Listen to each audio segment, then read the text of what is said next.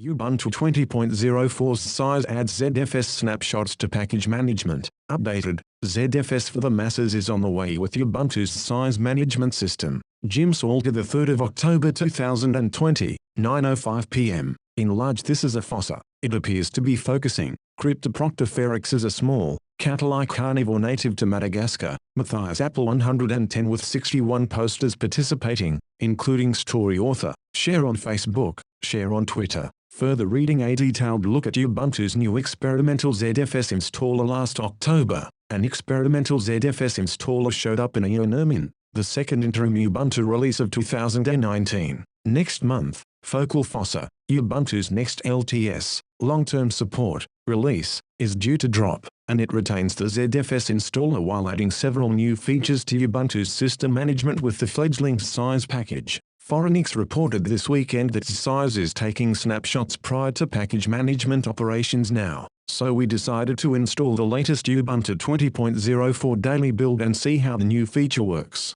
Taking Focal Fossa for a quick spin, Focal installs much as any other Ubuntu releases, but it retains 19.10 ZFS installer, which is still hidden behind advanced features and still labeled experimental. After selecting a ZFS install, you give your OK to the resulting partition layout, with one primary partition for UEFI boot and 3 logical partitions for swap, boot ZFS pool, and root ZFS pool. A few minutes later, you've got yourself an Ubuntu installation. A quick look under the hood. After installing Fossa, the first thing we did was verify the installed version of zsys. The app management snapshots were added very recently in 0.4.1. And we've learned not to take for granted what's installed on beta or pre-beta daily builds of Linux distributions. Zsys was, in fact, already installed by default and was at version 0.4.1. There weren't any snapshots on the freshly installed system yet, so we did a quick apt install GIMP. Afterward, we saw that zsys had taken a snapshot in every dataset present on a pool.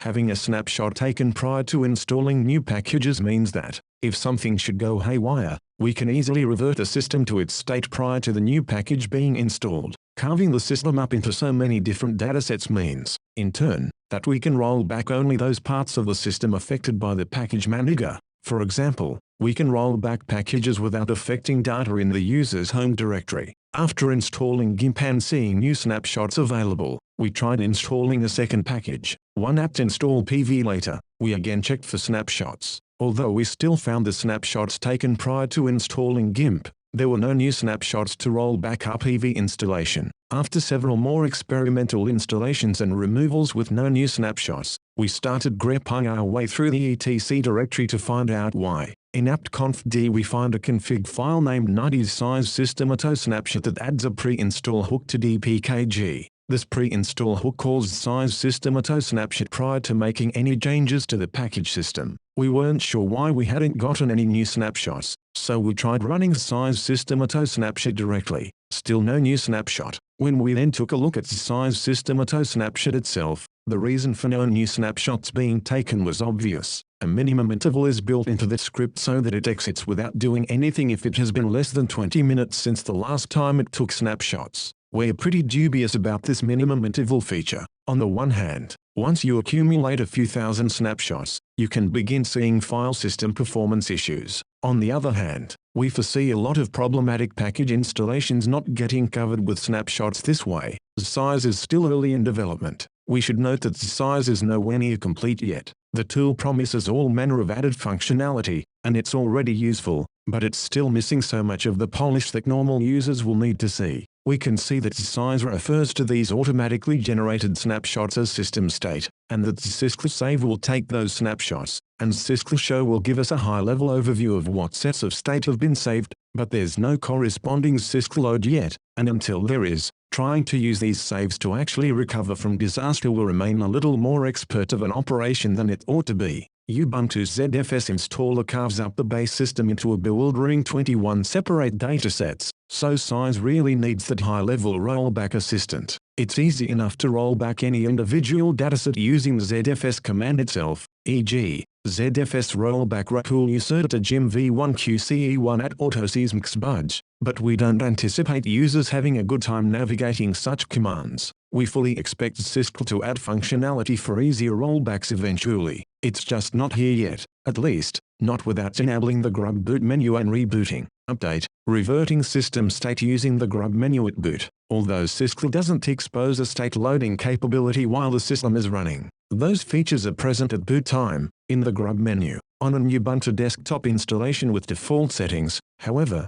the grub menu is difficult to get to load on command. The key press is different depending on UEFI or BIOS booting, and the timing is dicey. We couldn't ever get unhiding the menu to work at all on RVM, where the boot time is extremely fast. You can unhide the menu and give yourself a few seconds to respond to it by editing the grub defaults, with sudo nano etc default grub, after setting grub timeout style to menu rather than hidden, and giving yourself a few seconds to react to it with grub timeout equals 5. You'll need to issue sudo update grub to apply your changes. You'll see a cosmetic error from OSProber when you do, but don't worry, it's harmless, and your update actually did get applied. Once we can actually see the grub menu, we can navigate to history and see a selection of saved states. For each state, we have the option of reverting either the system only or the system and userta, for now at least, meaning home directories only. There is, unfortunately, no option to revert only the userta. For each option, you can also select whether to boot it normally or into recovery mode. We had 4 saved states available and decided to split the middle and revert the system state only,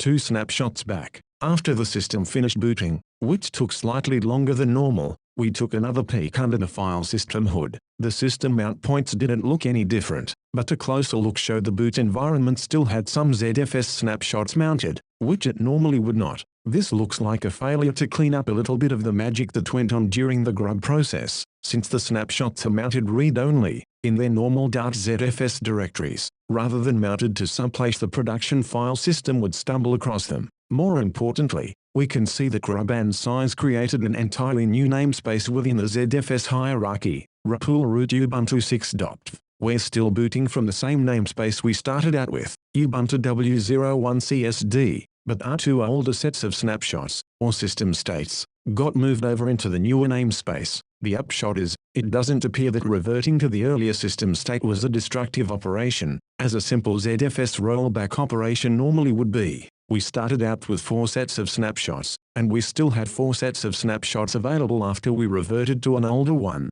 Garbage collection. In large, don't get too excited about these garbage collection variables being in a config file. They are not accessible on an installed system. Gimsalter, although it's still decidedly alpha, and isn't actually linked for operation yet. zsys does also have a facility for automatically pruning stale snapshots. The zsys team again chose to ignore existing ZFS terminology and call their service garbage collection rather than naming it anything to do with the snapshots themselves. The etymology reboot here appears to stem from a desire to get users to think in high-level terms that encompass multiple grouped snapshots. We're not quite sure how we feel about that. Handled properly, it might indeed reduce end-user confusion. Sysadmin types, though, either casual or professional, are more likely to be hindered by a layer of obfuscation between scripting and reality. And right now, only sysadmin types are going to see any of this stuff, since it's the next best thing to undiscoverable. The actual facility is called with the command sysctl service GCA, which performs garbage collection on all zsys namespaces present on the system. If you run the command yourself on a relatively new system, you probably won't see anything happen.